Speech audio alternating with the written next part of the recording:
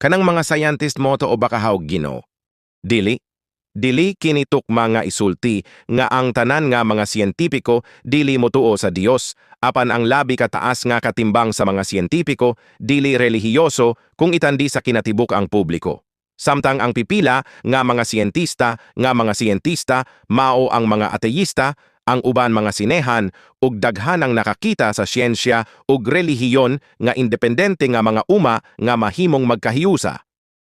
Ang kawalay pagtuo sa Dios kasagaran apan dili sa kadaghanan gipakita sa mga surbey nga ang usa ka hinungdanon nga porsyento sa mga siyentipiko ang mga ateísta o agnostiko ug labi kini nga mga miyembro sa mga elite nga organisasyon sa siyensya. Alang sa daghang mga siyentipiko, ang paglaom alang sa empirikal nga ebidensya og natural nga mga pagpatin-aw nagpasabot nga wala nila makit-i ang Dios. Ang kapamatan sa siyensya og pagtuo.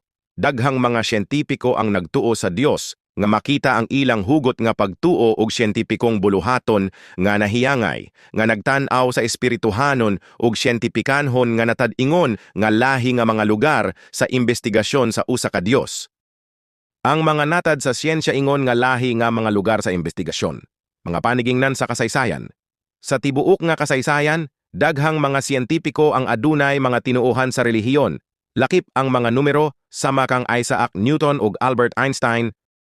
Sa katapusan, ang usa ka siyentipiko nagtuo sa Dios usa ka personal nga butang nga dili kinahanglan adunay kalabutan sa ilang kahana sa siyensya.